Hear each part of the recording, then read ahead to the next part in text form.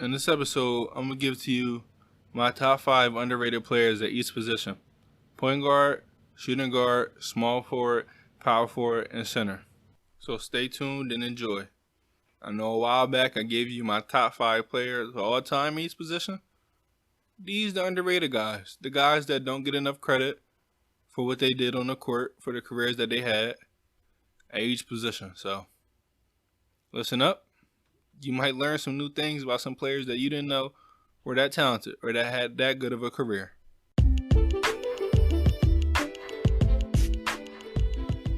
How you doing? My name is Christopher Brown, and you're now listening to my podcast, Sports Talk with Chris, and this is episode 32. To start off, I'm going to start with the point guards. Now, I'm about to give some, honorable mentions of players that did not make this list, but are still very underrated. Players like Mark Price, Rod Strickland, Walt Frazier, Kyrie Irving, Penny Hardaway. All really good players and all underrated in their own way. Now, starting off this list at number 5, I have Fat Lever. His career averages are 13.9 points per game, 6 rebounds, 6.2 assists, and 2.2 steals. He was a triple-double machine when he played for the Denver Nuggets in the mid-1980s. Really one of the first people, in that era to get triple-double after triple-double after triple-double. You had Oscar Robertson in their 60s, Wilt Chamberlain as well, Magic Johnson, Larry Bird, then there was Fat Lever. He has 43 career triple-doubles. That's 9th all time. When he retired, he was 5th all time in career triple-doubles. His best season was the 1988-89 campaign where he averaged 19.8 points, 9.3 rebounds, 7.9 assists, and 2.7 steals. Dude was on his way to superstar status, but sadly, injuries got in the way with that. His first season, he averaged 7.8 points, 5.3 assists. Then the next season, with 9.7, 4.6. Those first 2 seasons, he was with the Trailblazers. Then he found his way on the Nuggets, where he jumped up to 12.2 points, 7.5 assists, 5 rebounds. Then that 1986-87 season, he had 18.9 points, 8 assists, 8.9 rebounds. Then the next season, 18.9 points, 7.8 assists, 8.1 rebounds. Then his best season, like I said, 88-89, 19.8 points, 2.7 steals, 7.9 assists, 9.3 rebounds. Then the season after that, still a really good season. 18.3 points, 6.5 assists, 2.1 steals, 9.3 rebounds. Then injuries came into play. He was with the Dallas Mavericks. He only played 4 games. Then the next season, he only started 5, played 31. After that, missed an entire year of injuries. Then he was never the same. Fat Lever would have went down, was one of the best triple-double guys in this league. Honestly, especially at 6'3", at the point guard position.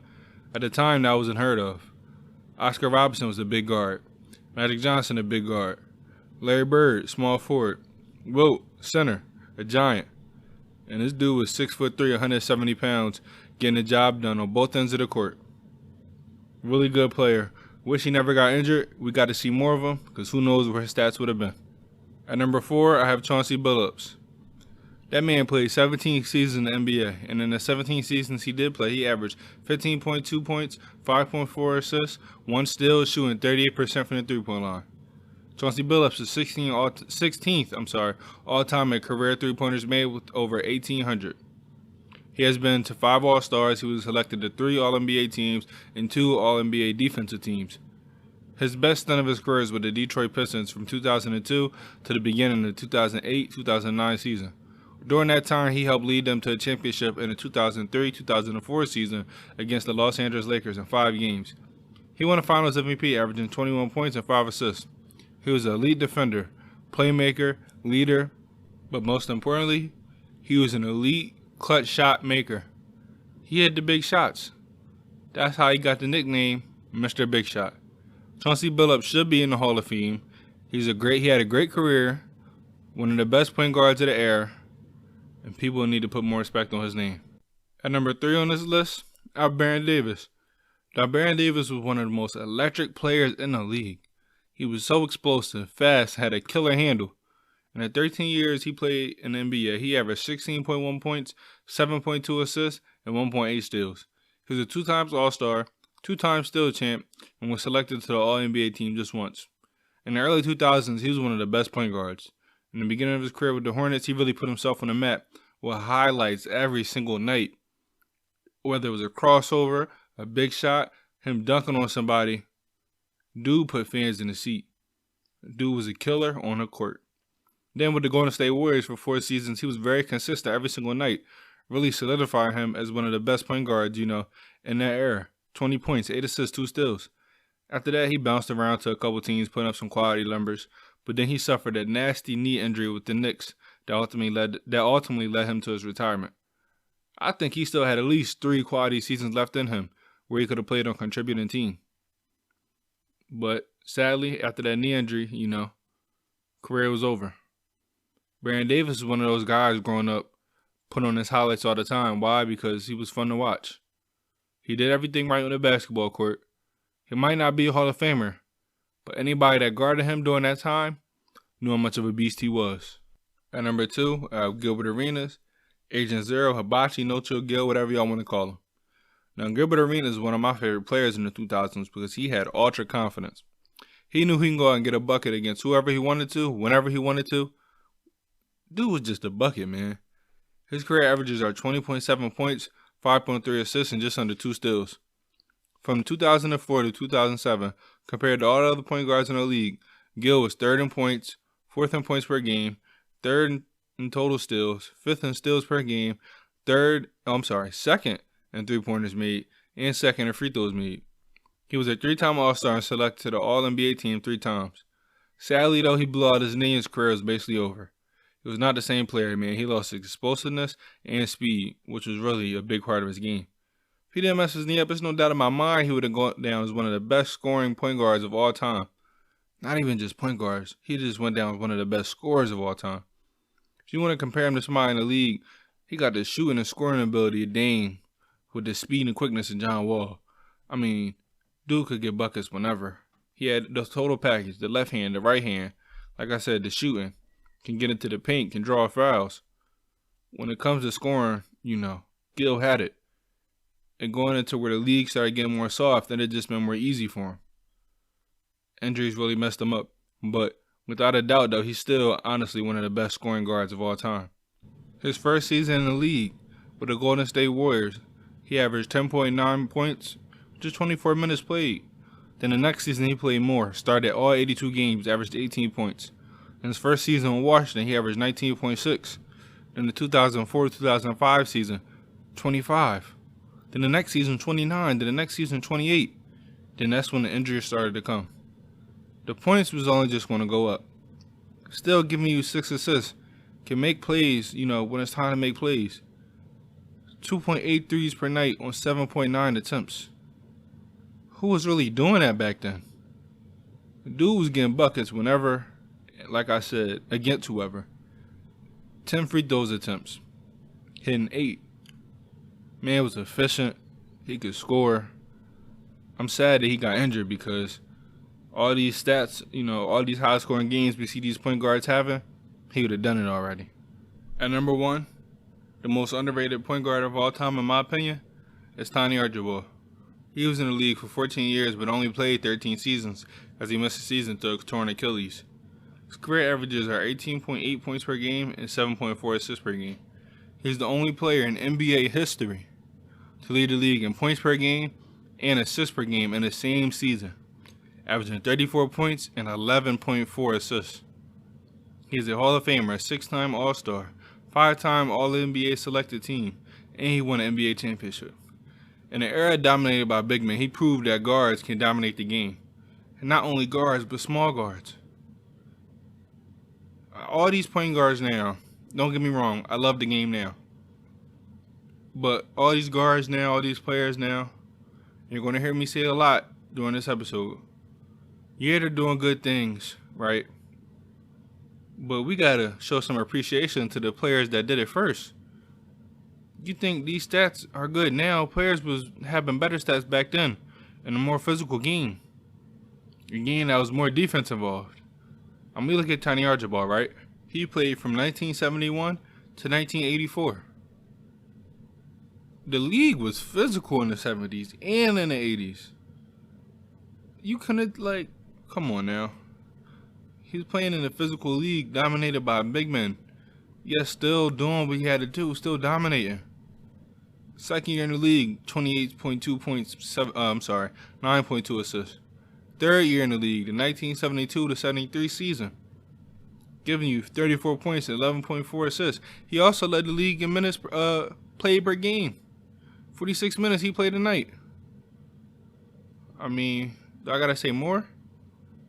8.3 free throws made on 9.8 attempts.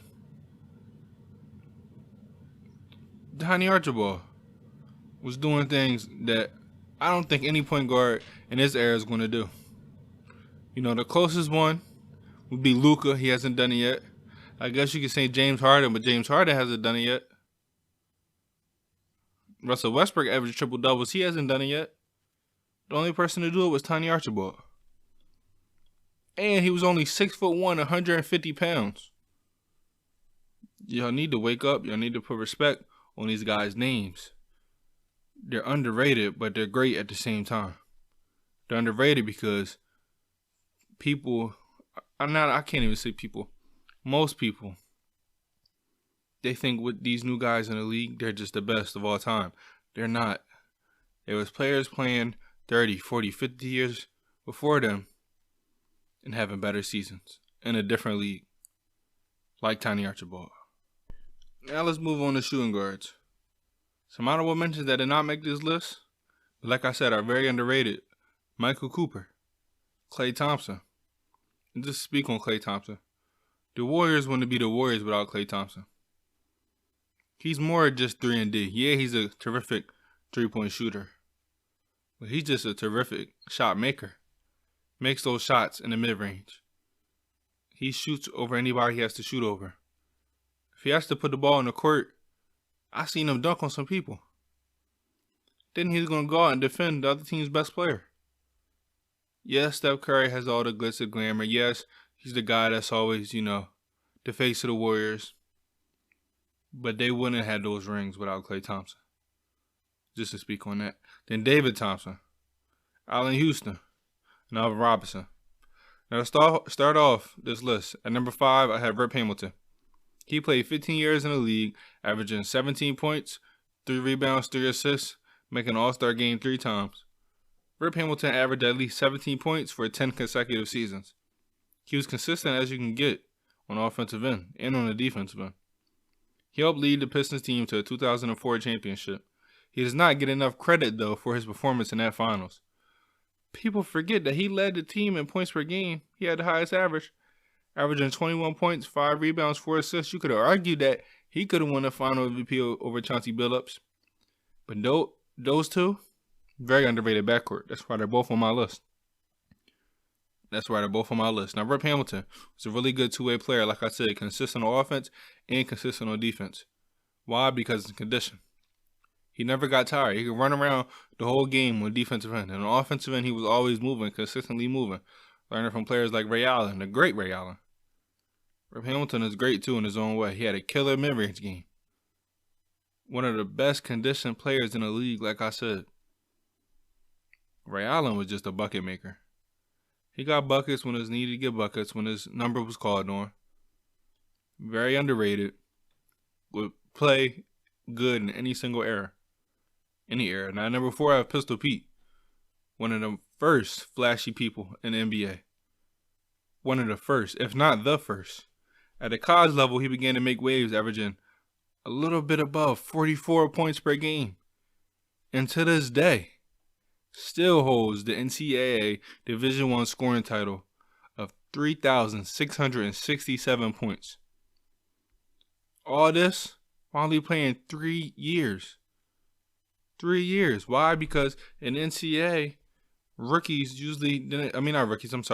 usually didn't play their first year. So he did all that in 3 years. And there was no three-point line yet, because the three-point line didn't come into the 79-80 season. Now, in NBA, he played 10 years. In those 10 seasons, he averaged 24 points, 4 rebounds, and 5 assists. He's a Hall of Famer. 4-time All-NBA team, 5-time All-Star.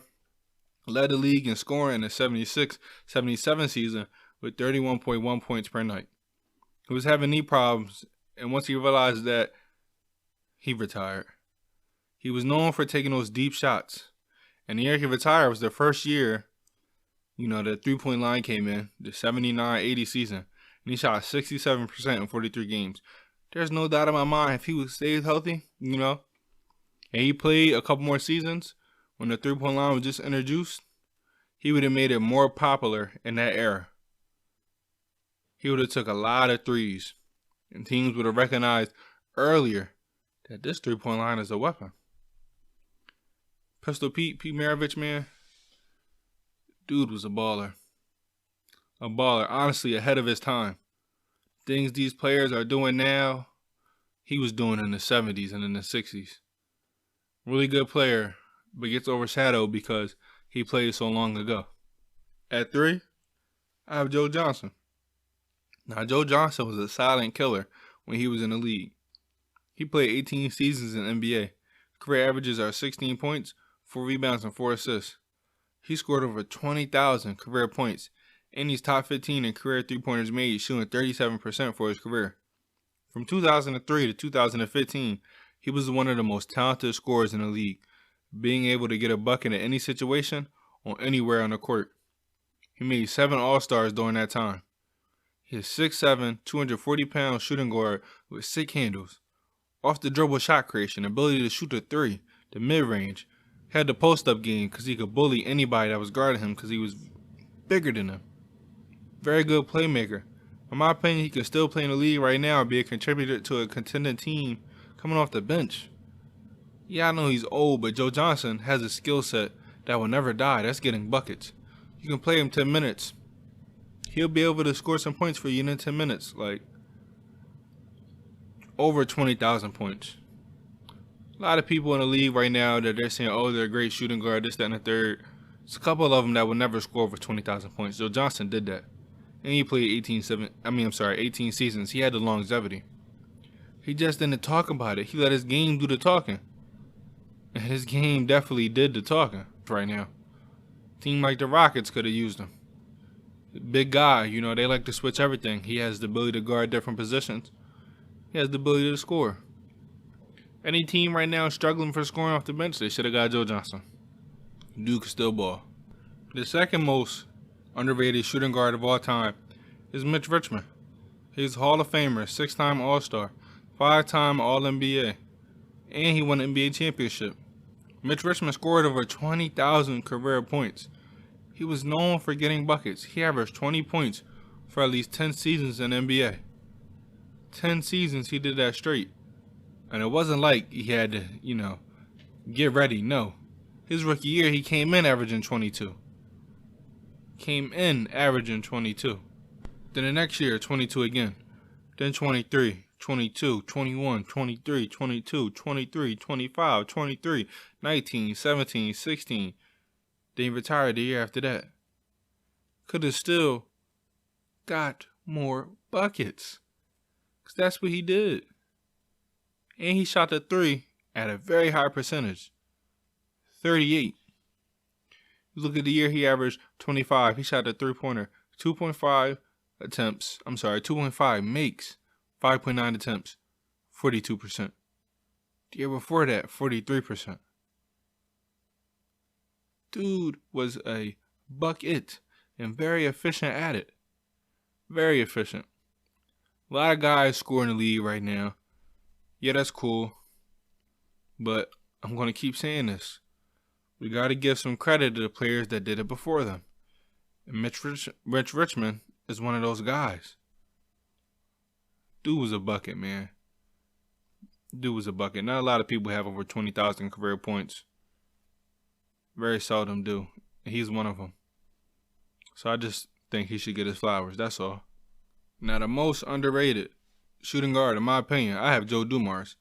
One of the best two-way players of all time. A very underrated scorer. He's a Hall of Famer, 6-time All-Star, 3-time All-NBA, 5-time All-NBA defensive team, 2-time champion. He won a Finals MVP award when the Pistons beat the Lakers in the 1989 NBA Finals in 4 games. In that series, he led both teams in scoring with 27.3 points, and he had 6 assists. Doing all that, playing a 2-guard, he was underrated. He was only 6'3", but it never stopped him from being a dominant part of a top 3 backcourt of all time, him and Isaiah Thomas. It never bothered him when he had to go out and guard the other team's best guard. Go out and shut a guy down. Being 6'3", never bothered him. You might say he's a Hall of Famer, he's a champion. How is he underrated? Because dudes don't appreciate his greatness.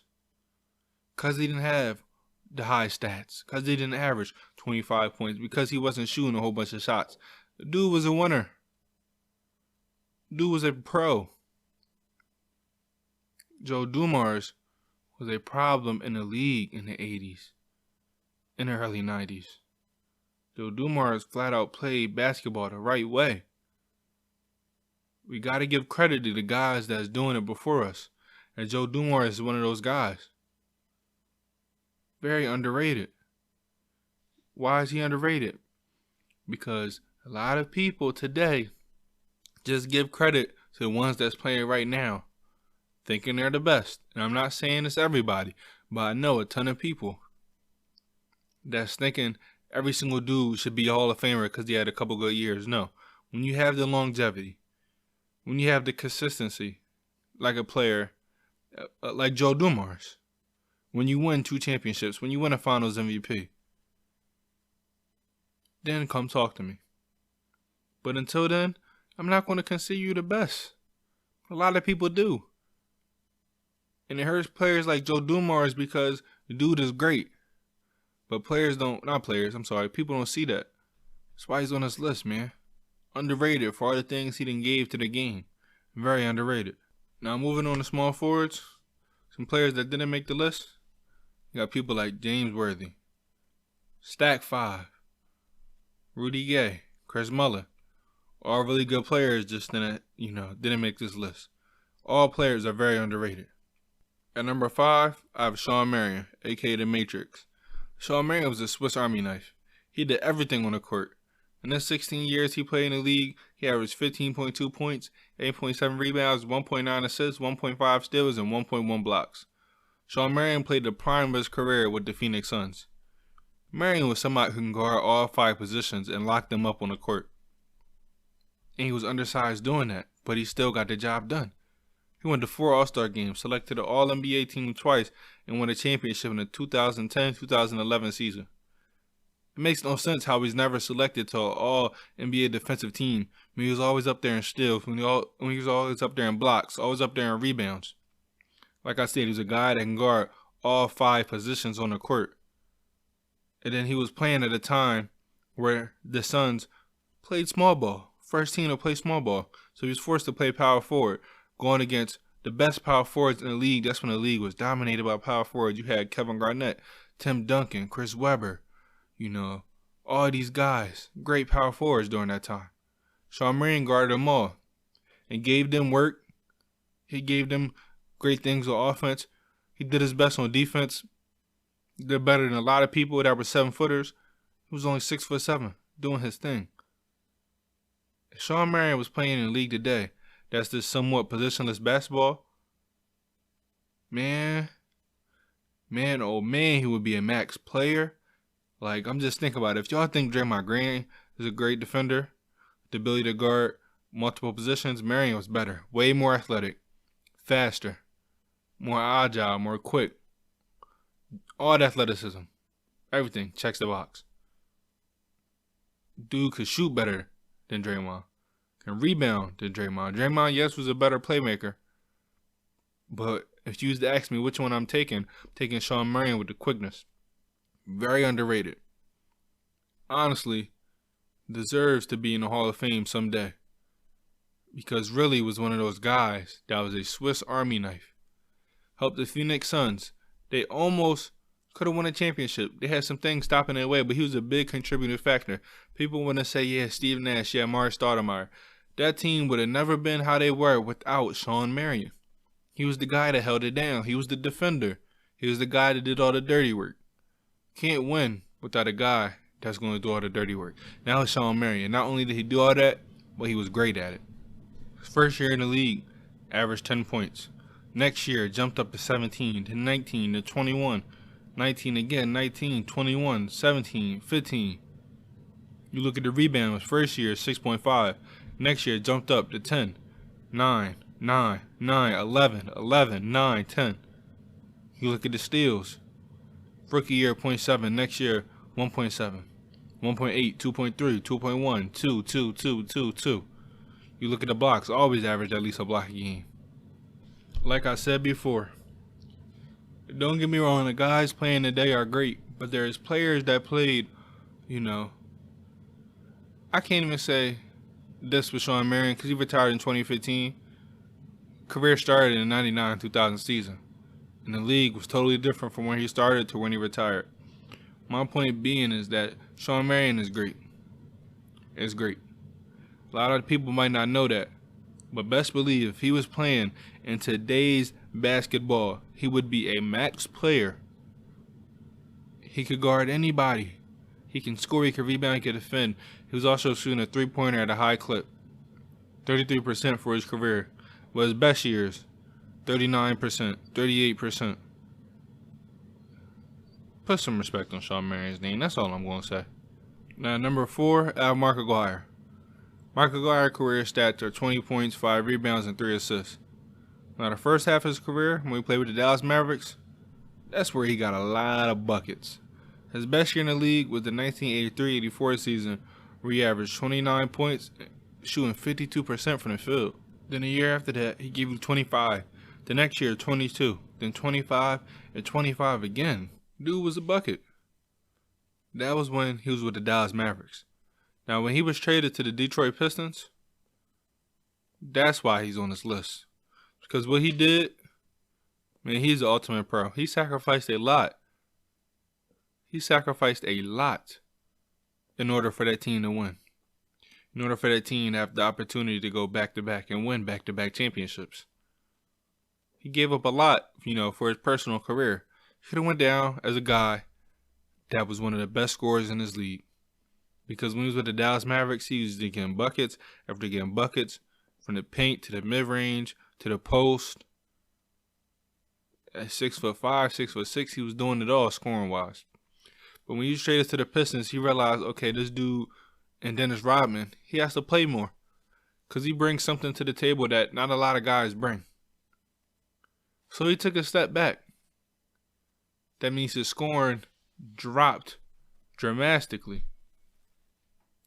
From averaging 29, 25, 22, 25, 25 and stuff like that, to averaging 14, 14, to averaging 15. That was okay with him. Why? Because he wanted to be a winner. He wanted to be a winner. He realized he had to sacrifice in order for the team to have more success. He could have went in there and been stubborn and just wanted to throw up a whole bunch of shots, but that probably wouldn't have worked with the way the Detroit Pistons played basketball. So he was the pro. He was the guy that said, listen, all right, I'm going to take a step back. Let this dude play. But we better win, and winning is what they did. He won back-to-back championships. And I know, deep down, he's happy about that, and I would be too. Because the game's about winning championships. He had the seasons where he scored a lot. He has that under his belt. But you can also say, man, I'm a 2-time NBA champion. At number 3 for the small forwards, I have Paul Pierce, a.k.a. The Truth. I think people forgot how tough Paul Pierce was because his prime, was pre-social media. And when social media started blowing up, he was towards the end of his career. Now they're seeing him talking on TV, seeing a whole bunch of nonsense, which he does. But man, get a man the credit he deserves because when he was playing in his prime, there was not a lot of people better than him, especially when it comes to scoring in basketball. His career averages are 19.7 points per game, 5.6 rebounds per game, and about 3.5 assists per game. He's a 10-time All-Star, 4-time All-NBA team, NBA champion, and a Finals MVP. Paul Pierce is currently 16th all-time in career points, with over 26,000. 9th in career three-pointers made. Paul Pierce's nickname is The Truth because he was the truth when he was on the court, hitting clutch shots after clutch shots, having great playoff performances. A lot of people don't know Paul Pierce was stabbed 11 times in the 2000 season. In that same year, he played all 82 games. averaging 25 points, shooting 38% from the three-point line. Like, give the man some credit. He was a competitor. He was a warrior. He put it out on the line when he was on that court. He did what he had to do. His job was getting buckets, so the man got some buckets. He got some buckets. Like, I got to put some respect on Paul Pierce's name. I understand he says a lot of crazy stuff in the media. I understand, his game was pre-social media. When you look at his numbers, his third year, the year of that crucial stabbing, 25 points. Next year, 26, then 25, then 23, then 21, then 26, then 25. Then the big three came. Gave you 19.6, but still was clutch. Still was shooting 39% from the three-point line. Next year, 20, still shooting 39% from the three-point line. Next year, 18, shooting 40% from the three-point line. 18, 19, 18, still always shooting above 37, 38, 39% from the three-point line now. Get a man some credit. He's the truth for a reason. He got buckets. A lot of people in the league now get buckets, yeah, but they're not going to score 26,000 like Paul Pierce scored 26,000. They're not going to be durable like how Paul Pierce is durable. I'm going to bring this up again because it's just crazy to fathom that a dude was stabbed 11 times. Then a couple months, I don't even know how many months it was, but in a short amount of time from the stabbing, the NBA season started and he played all 82 games. Averaging 38 minutes a night. Come on now. Paul Pierce deserves way more credit for his career. Way more credit. Don't let what he says in the media fool you. Think he was a bum on the court. He wasn't. Don't be mad at him for saying he had a better career than D Wade. If he feels like that, let him feel like that. Scored over 26,000 points, won the NBA championship. Had a great career. If he wants to feel like he's better than D Wade, let him feel like that. Now, I personally don't agree with it. But he can throw out, okay, I got 26,000 points, and you only have 23,000. Now, I'm not about to sit here and argue who had a better career, but all I'm saying is Paul Pierce had a damn good career. Very underrated when you look at all the small forwards in the league now. Paul Pierce is better than a lot of them. At number 2 on this list, I have Alex English. 6'7", 190-pound small forward that got buckets back in the day. Hall of Famer, 8-time All-Star, 3-time All-NBA, the 1982-83 scoring champ. When it came to buckets, Alex English got those. Now, his first season in the NBA, he averaged 5.2 points, then 9.6, then it jumped up to 16, then 16 again, then he was traded to the Nuggets. The year where he finished out the Nuggets, it was 21. Then the next year, 23. Then the next year, 25, then 28, then 26, then 27, then 29.8, then 28.6, then 25, then 26, then 17. He had longevity of getting buckets. And that's what this league is about. He's 20th all time when it comes to career points with over 25,000. Let me repeat that. With over 25,000. Shooting about 50% from the field for his entire career. When it came to getting buckets, he got those. Was a really good defender, giving you a block of steal a game and giving you over 5 rebounds and giving you about 5 assists. He could score in the paint, had the mid-range, had the pull-up game, had the post game. He had a lot of tools under his bag when it came to getting buckets. Very underrated. You say to yourself, how can you be underrated but score over 25,000 points? Because a lot of people don't do their research. A lot of people don't know the ones who did it before us. They don't. 25,000 points and the man's underrated. 25,000 points and people are saying that tons of people are better than him. I understand he played in a system that was all about scoring. Scoring. But still, 25,000 points is 25,000 points. A lot of people are not going to get that. Yeah, they have some great seasons. But understand this, people. Understand as well. These people in today's game, yeah, they might have a couple good seasons, but don't let that fool you to think that they're the best players of all time. When there's players before them that had better seasons than them, that were better than them. But yet, they don't get recognized. And that's what this list is for. These dudes are underrated because people don't know about them. Like I said, man, how can you score 25,000 points and be underrated? People don't know about you. How can you average 25 points for 11 seasons with the Denver Nuggets? People don't know about you. They don't. Some people are going to sit up here and say Nikola Jokic is the best Nuggets player of all time. They're going to say Carmelo is the best Nuggets player of all time. None of them are. It's Alice English. Now, the most underrated small forward of all time, to me, is Dominique Wilkins. Now, all the small forwards that have had some great careers in the past 20 years, people are forgetting about the human highlight reel. Averaging 20 points or more for 11 straight seasons. People think he was just a dunker. No, the dude was a bucket. When he retired from the league, he was 8th all-time in career points with over 26,000 and 10th all-time in career points per game with just under 25. Please understand that there were greats before the players today. People are forgetting how good Dominique Wilkins was. He does not get the credit he deserves because he stuck it out as long as he could with the Atlanta Hawks. That's where he played the majority of his career at. He's the best Atlanta Hawk player of all time. Please don't come out here and say it's Trae Young when Trae Young has only played 3 years. It's not. You're forgetting about the people in the past that started it all.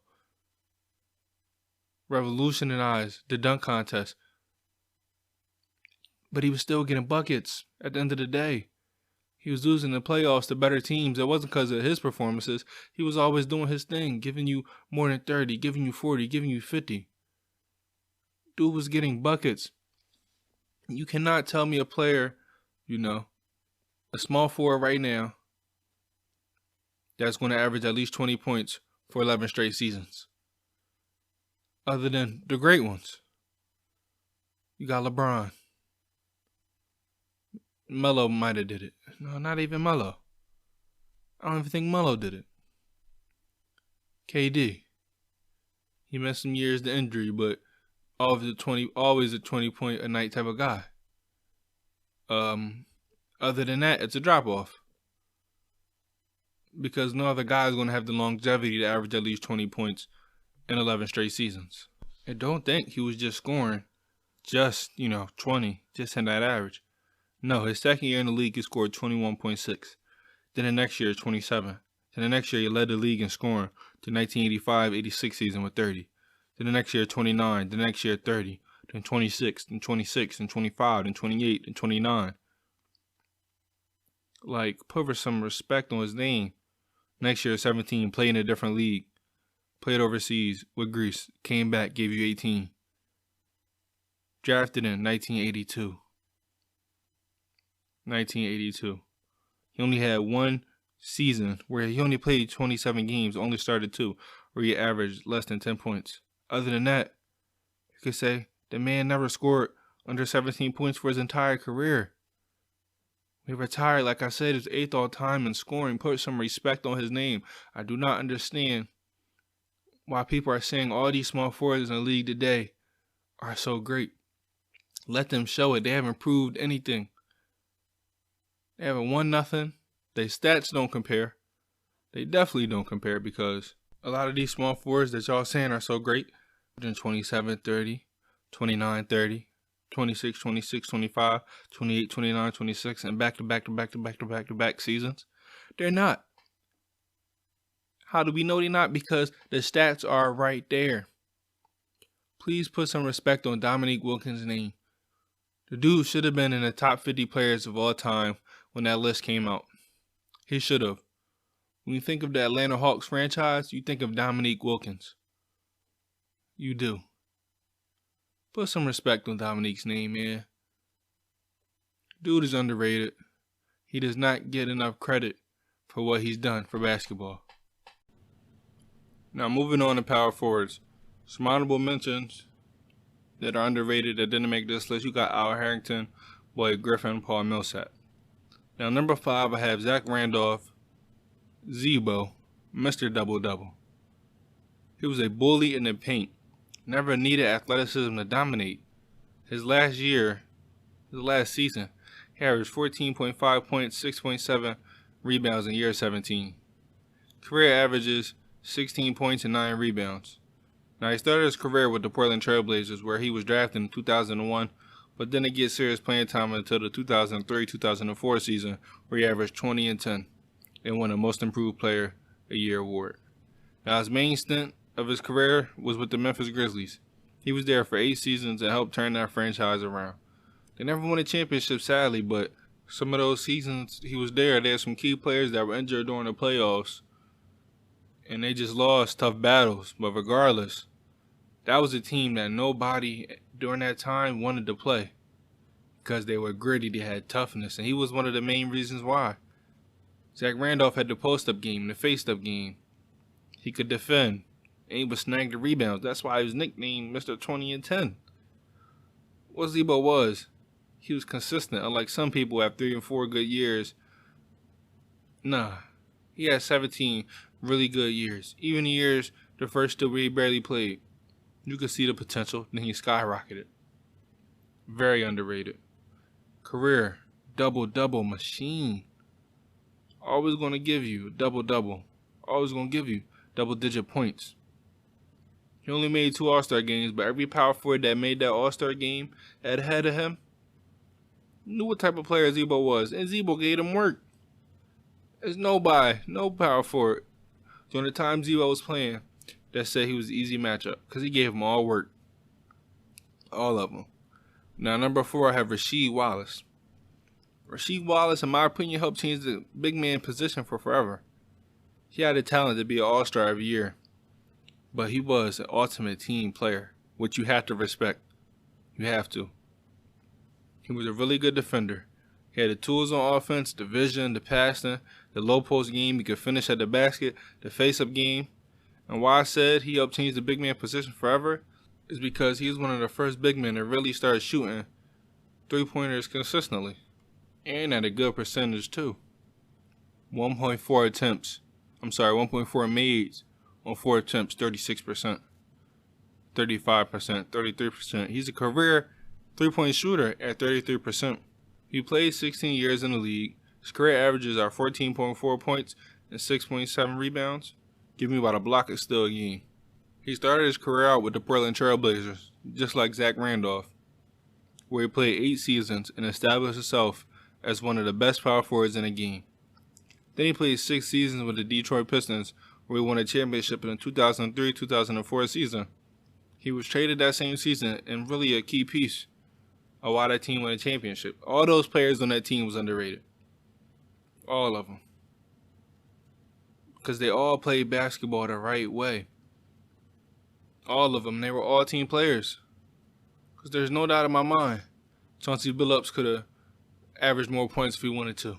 Took more shots if he wanted to. There's no doubt in my mind that Rip Hamilton could have done the same thing. There's no doubt in my mind that Rasheed Wallace could have just went out and shot 5 more shots a game. Why? Because he had the talent to do it. He had the talent to do it, but he was a team player. And what does being a team player give you? A championship. Shout out to Rasheed Wallace, man. Very underrated. Would dominate in the game today. Was dominant while he was playing. Does not get the credit he deserves. Now, number 3, I have Paul Gasol. Paul Gasol is a 2-time champion, 6-time All-Star, 4-time All-NBA, 2002 Rookie of the Year, 2-time Spanish League champion, 2-time FIBA Europe Player of the Year, FIBA World Championship MVP. Paul Gasol is underrated. People really forget how good he was for a long time. Played 18 seasons in the NBA. Career averages 17 points, 9.2 rebounds, and 1.6 blocks. He has scored over 20,000 points and grabbed over 11,000 rebounds and blocked over 1,900 shots. Don't tell me these new big men now, all these power forwards are all better than Paul Gasol. Well, none of them are going to have the career he's had. He started his career out with the Memphis Grizzlies, where he played his first 7 seasons in the NBA, averaging 19 points, 9 rebounds, showing the league that he's one of the best players at this position.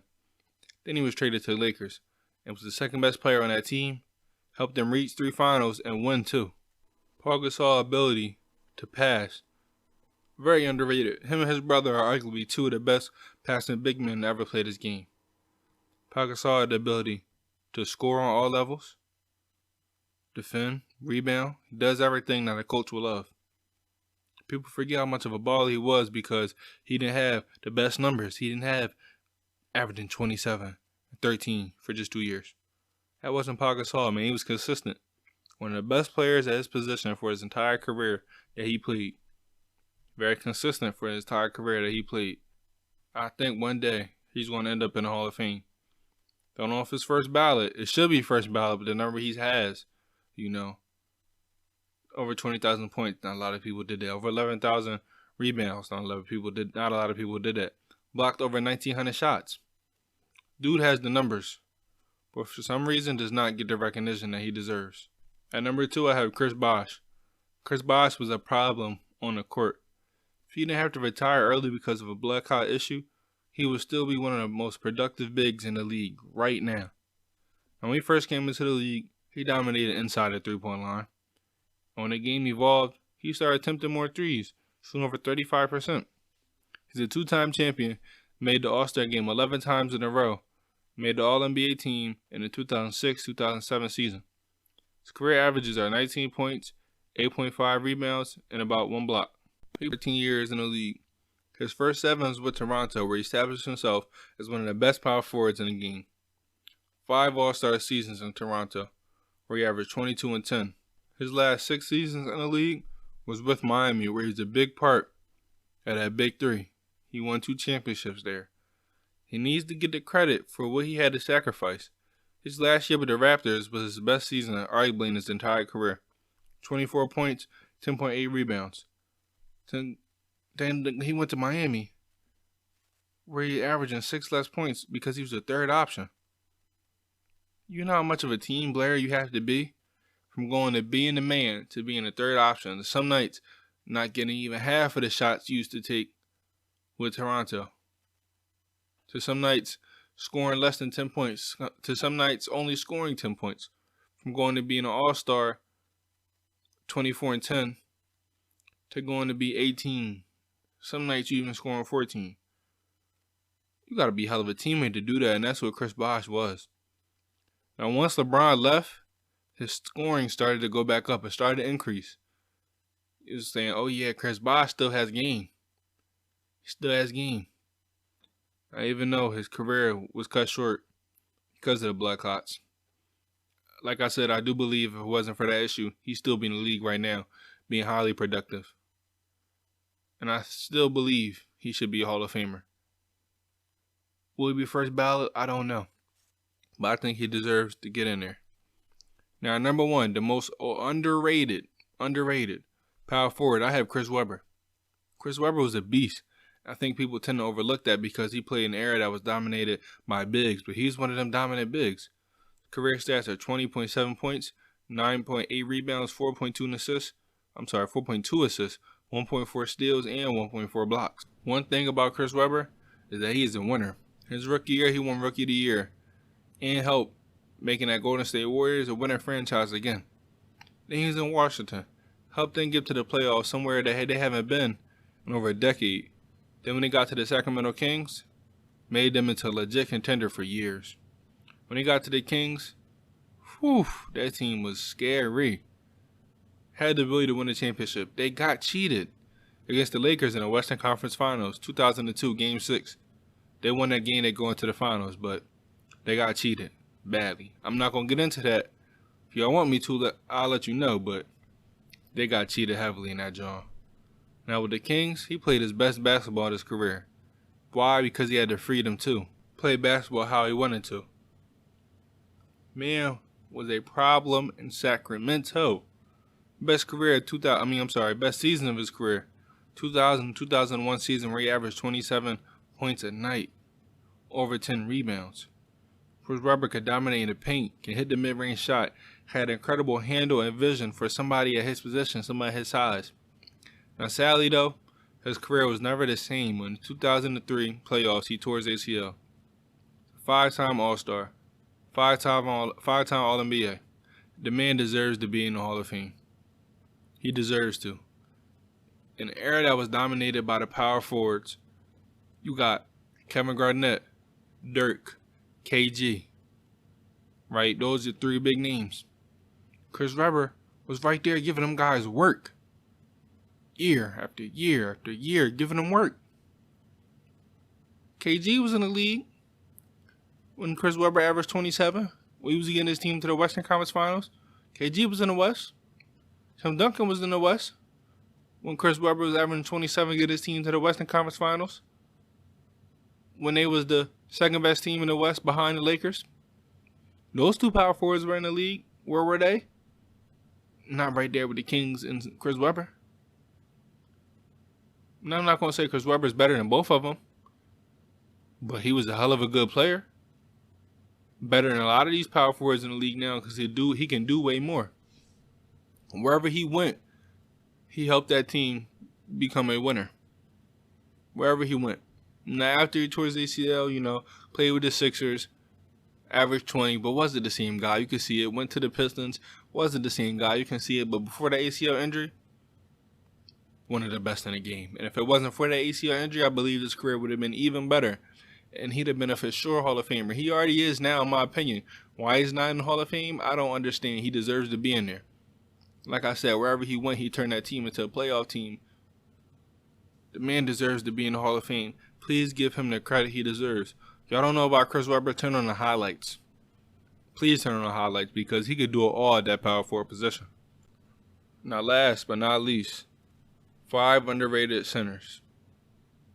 Now, some honorable mentions go out to Dikembe Mutombo, Willis Reed, Marc Gasol. Now, at 5, I have Boogie Cousins. Now, yes, I know DeMarcus Cousins is still trying to find a team to play on, but for the past couple of seasons, the man has been criticized. All he's done in the league since back to 2010 is produce. Now, people who are saying he had a Achilles injury, he had a knee injury. He's never going to be the same. Must not watch how DeMarcus Cousins plays the game of basketball. He's never been the most athletic guy on the court. But what he has been is dominant. He uses his strength and skill to dominate the opposing team's big man. Now, even with the injuries, playing 78 games in the past 2 seasons where he was on the team, still scored over 12,000 points, grabbed over 6,100 rebounds, almost 2,000 assists, over 800 steals, almost 700 blocks.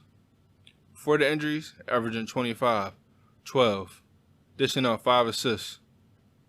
On defense, he was giving everything. A block and a steal. Back to the offense, hitting 2 threes a game at a very good percentage. Honestly, he was dominating the game in every aspect on the court at the center position. At the center position. There's not a lot of centers that's averaging 25 and 12 with the 5 assists, with the steal and the block, hitting those threes. Really one of the first centers to do that. He wasn't just hitting 1 3, he was hitting 2. Over 2, matter of fact. If he finds a way to be on the team again, if he comes back healthy and in shape, he's still going to do his thing. Like I said, his game was not based on athleticism. He's still going to be able to play bully ball in the post and hit open shots. He was on pace to be a great center. He still is really good. He was on pace to be a great one. The numbers he was going to put up were ridiculous. Injuries messed him up, but people still overlook the production he's had. And even in that short amount of time, he has better stats than a lot of these centers. Very underrated player. Deserves more credit that he's been given, and I hope he finds his way into NBA team so he can finish out his career and still show the flash of dominance he had before these 2 nasty injuries. At number 4, I have Ben Wallace. At 6'9", one of the strongest players in the league, a great rebounder and a great shot blocker. Defense was where he made his name. In the 16 seasons Ben Wallace played in the NBA, career averages are 5.7 points, over 9 rebounds, a steal, and 2 blocks. Now, he was a 4-time All-Star, 5-time All-NBA team member, 4-time Defensive Player of the Year award winner. Let me repeat myself. 4-time Defensive Player of the Year award winner, 6-time All-NBA defensive team, and he was an NBA champion. A big part of the Pistons winning the championship in the 2003-2004 season, averaging over 12 rebounds and 3 blocks. Now you see, those Pistons are all on this team. And shout out to Tayshaun Prince. Very underrated himself. Sacrificed a lot. Could have went on and did better things with his career. He didn't make this list, but he's still underrated too. Great defender, great player. But you see, I got 4 of those 5 Pistons on here, man, because they were all underrated. They sacrificed a lot to be champions. Some of them, like Ben Wallace. Yeah, he wasn't a great scorer, but he did the things necessary in order for a team to win. 12 rebounds and 3 blocks at 6'9". Come on now. Dominating the center position at 6'9", that's the height of a small forward. Now, in the finals that they did win, he averaged a double-double, 10 points, 13 rebounds, and held Shaq to his worst finals performance with the Lakers. Now, Ben Wallace is top 15 all-time in blocks, top 35 all-time in rebounds. He's one of the best centers of all times when it comes to defense. Now, at number 3 on his list, I have Dwight Howard. I don't think Dwight Howard gets the respect he deserves, especially for what he did in the prime of his career. Now, in the 16 seasons he played so far, he's an 8-time All-Star, 3-time Defensive Player of the Year award winner, 5-time All-Defensive NBA team member, and he made the All-NBA team, regular team, 8 times. Dwight Howard, yes, has the potential and had the potential, because his career is coming to an end. But yes, in his prime, he had the potential to be way better than what he was. But what he was still the best center in the league when he was in his prime. And he still had a really good career. Top 15 all-time in blocks and rebounds. And top 7 when it comes to career field goal percentage. Now, this season with the Lakers, it's the only season Dwight Howard in his entire career where he did not average a double-double. And that's mainly because Dwight's coming off the bench this year, but still being really productive. Now, prime Dwight Howard was the most athletic center to ever play the game, other than Wilt Chamberlain. And he showed that by how he played the game. Jumping out the gym for rebounds, jumping out the gym for blocks, catching all the lobs in the world, offensive rebounds, putbacks. Anywhere on the court he could have showed his athleticism, he showed it. Now, like I said, he could have been way better. He could have worked on his post game. And I'm very critical of Dwight for not doing that. Because he was with the Magic, you know. Could have got pointers from Shaq. But you can say Shaq was still in the league. Okay, I understand that. Then he went to the Lake Show. I guess that didn't work out. I don't understand how. That was a dream team. Comes down to winning. Dwight was going on the head. Playing for the Lakers. All great big men played for the Lakers, right? Could have got help from Shaq then because Shaq was retired. Could have talked to Kareem. You didn't want to do that. Moved on to the Rockets. Okay, you got Yao Ming now. Kevin McHale's your coach. And then you got Hakeem the Dream Olajuwon, the greatest center in Rockets history. Yet you didn't do none of that to help better your game. Or maybe he did and it just didn't work. I don't think he did, though, because there's no way you can go through that collection of centers. You got some of the best centers of all time. Kevin McHale, one of the best post players of all time. Guys that dominate in the post, all at your disposal to help you be better. But somehow, you never reach your full potential. Yes, you had the athleticism. You dominated in that aspect. Great defender, great rebounder. The biggest criticism when it comes to your game is that you didn't reach your full potential because that post game, you just never had that, Dwight. Still doesn't have that. Still not a dominant post player. He has a few moves, a drop step, a little hook. But man, oh man, imagine if Dwight Howard really worked with all those centers and Kevin McHale when Kevin McHale was his coach. Imagine if he worked with all them and became a dominant post player. I honestly think Dwight would have been a top 10 center of all time. Because his stats would have been there. His points would have went up. Got the blocks, got the rebounds. Could have had a little bit more longevity. Maybe could have stayed with the Rockets longer. He was a better player. But at the end of the day, Dwight Howard is still a great player. Deserves to be in the Hall of Fame. It deserves to be in the Hall of Fame. In this modern era, one of the best centers that there was. Dominant rebounder, dominant shot blocker. Dwight Howard needs to get some more respect. I understand he got some crazy stuff off the court. I ain't gonna get into that. I understand on the court he went from team to team to team. Now it's with the Lakers. It seemed to work for him coming off the bench. Do I think he can start over JaVale McGee? I do, but at the end of the day, he giving you almost a double-double off the bench. You can't ask for so much more. Dwight, very underrated. For that prime that he had, 15 rebounds, over 3 blocks, over 20 points, for season after season after season with the Magic, and people talk about him like he was just the average guy. He wasn't. Put some respect on Dwight Howard's name.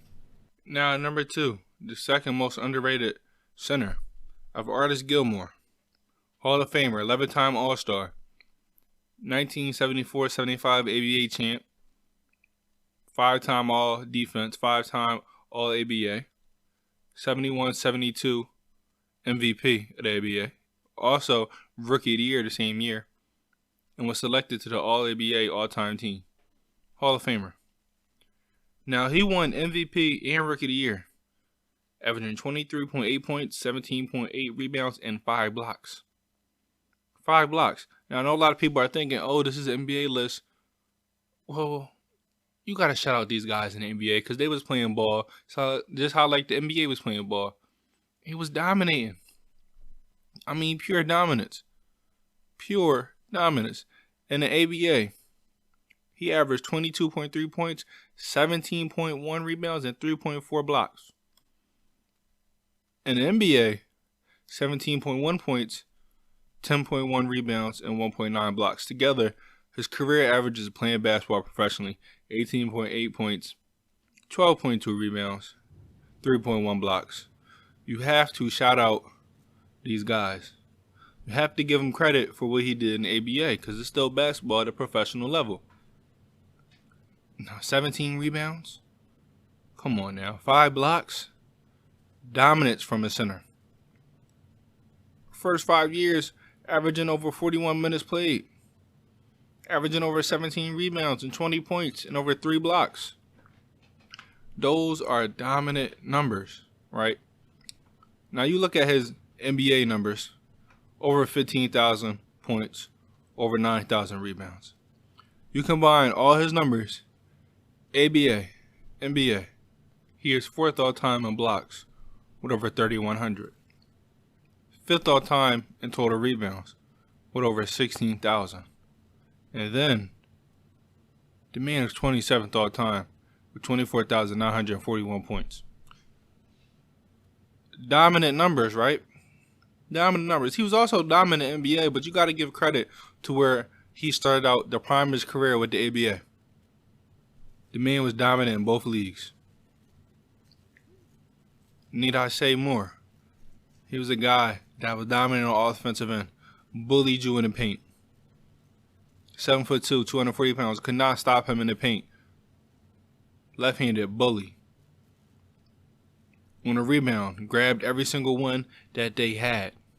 The ball goes up, he's coming down with it. He never had a season averaging under 10 rebounds where he played the majority of the games. He started almost every single game of his career. Why? Because he was dominant. 5th all time in shot blocks. Man, I read y'all the stats.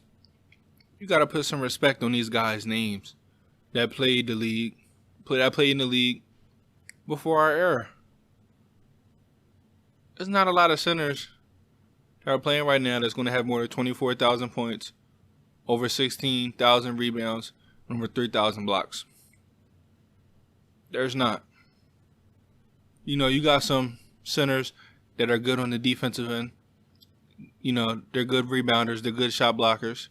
Then you got some centers that's only good on offense. They're decent rebounders. Not as good at one defense. but they're really terrific on offense. You don't find the ones that are great in all three. And that's what Artis Gilmore was. Now at number 1, the most underrated center of all time, in my opinion, is Moses Malone. You're talking about a Hall of Famer. A guy career stats are 20 points, 12 rebounds, and 1.3 blocks. Talking about a 13-time All-Star, a 6-time rebounded champ, 1982-83 NBA champion with the 76ers, 8-time All-NBA. Made it All-ABA team. He made the All-ABA team. He played in the ABA 2 years.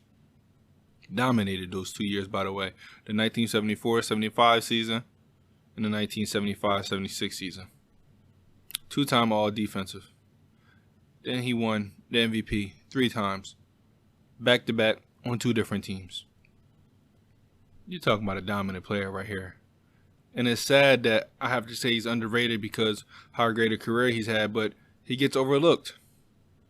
Overlooked by people that have 2-3 good seasons. And people are considering them great. They're really good, but you're considering them great already when they have a couple seasons. Man, Moses Malone was a problem when he was in the league. Had years where he's averaging 24 and 17. Had years where he's averaging 31 and 15.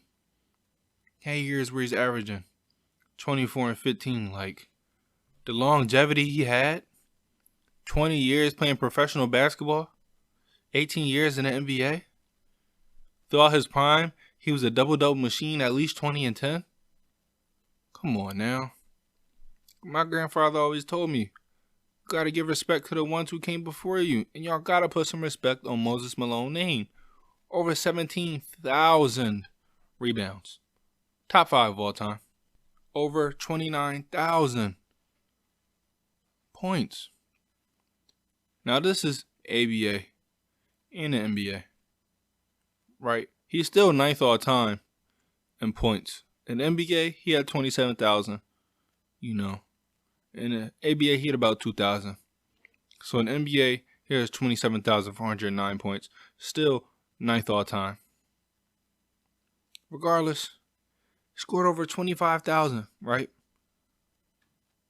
25,000. Only 22 NBA players of all time have scored over 25,000 points. It's just sad that he doesn't get the respect he deserves for his greatness. Now, the ones who do respect him are guys who are a little older, or people who are a little older, that know the history of basketball, that know basketball. So a lot of people may say, listening to the list, well, you got some great guys on here. I'm glad you understand their greatness.